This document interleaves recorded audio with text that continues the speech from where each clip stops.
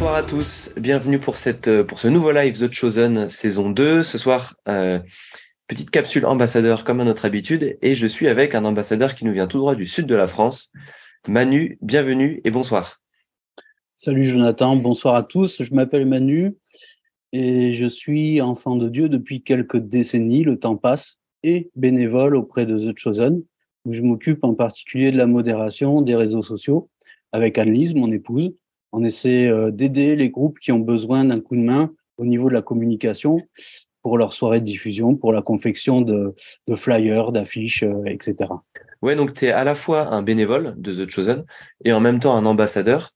Est-ce que tu peux nous expliquer, donc là ce soir tu vas plus nous parler justement de ton aspect ambassadeur et utilisation de la série dans ton église.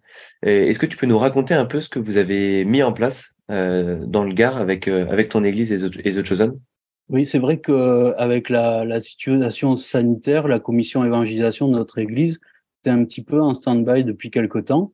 Il fallait donc redémarrer sur quelque chose de nouveau. On a présenté la série pendant un week-end d'église et tout de suite, le principe de la diffusion, suivi des groupes de discussion avec le guide, a été vite compris et adopté. Et aussi, et là je m'adresse un peu à tous ceux qui ont à cœur de démarrer quelque chose, que évangéliser, ça produit deux effets. Le premier, c'est que des non-chrétiens sont touchés par le message de l'évangile. Bien sûr, c'est le but.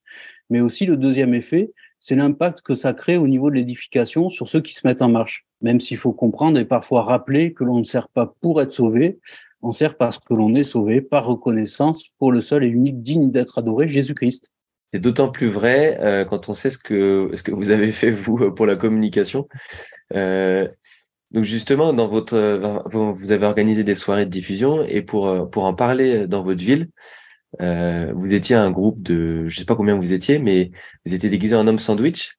Et comment ces idées vous sont venues de faire des affiches, des hommes sandwich et quels étaient les retours des gens que vous croisiez? Écoute, avant tout, on s'est renseigné auprès de la mairie, de l'office de tourisme, pour savoir ce qui était possible de faire ou non. Connaître les endroits stratégiques de la ville où on pouvait laisser des affiches, des flyers, connaître les réglementations, etc. Ensuite, on a réfléchi à ce qu'on pouvait faire concrètement sur le terrain. Alors, pour les hommes sandwich, on n'a rien inventé. Je me souviens très bien que nos parents utilisaient déjà ce moyen sur les plages. Mais je dirais que ce qui a déclenché ça, ça a été deux choses. D'abord, chaque ville a l'obligation normalement de mettre un panneau d'affichage libre à disposition des associations, sauf que Hmm. chez nous, à l'Est, il n'y en a pas. On a donc pensé que si on ne pouvait pas poser des affiches, il fallait les mettre en circulation. La deuxième chose, c'est qu'on se rend compte qu'aujourd'hui, avec les smartphones, les gens reçoivent en temps réel des dizaines de notifications et rapidement ne s'en souviennent plus, finalement. Alors que quand on croise un énergumène déguisé en prophète dans la rue, ça reste un peu plus. Le terrain, je dirais que c'est aussi l'affaire de tous les ambassadeurs. Et puis, c'est pas quelque chose de lourd, d'onéreux. Un bricoleur peut facilement le faire. Il suffit de deux planches, d'une fausse barbe et d'une perruque. Les gens sont plutôt étonnés, surpris. Et pour répondre à ton autre question, je dirais qu'on n'a jamais eu de réaction négative. Dans l'ensemble, ils sont plutôt amusés. Donc, c'est assez facile, en fait, d'engager la conversation. Tu m'étonnes, ça doit être marrant de voir quelqu'un du 1er siècle débarquer, de faire une pub pour une série. Ça devait être assez drôle.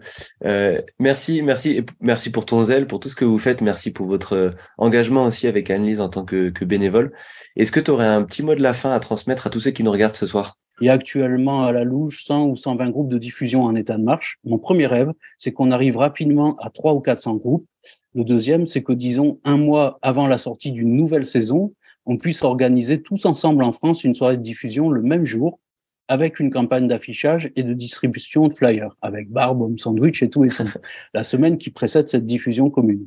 Imaginez le même jour, dans des centaines de villes en France, des affiches et des hommes sandwich qui annoncent Jésus à travers The Chosen. Ça claque, non?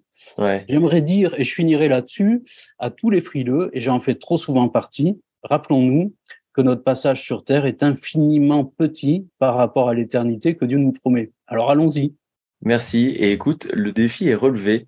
Si vous avez vu cette vidéo, pour la saison 3, on va essayer de s'organiser pour être tous déguisés en homme sandwich et aller distribuer, faire des flyers dans toutes les villes de France et de la francophonie. Ça promet d'être incroyable.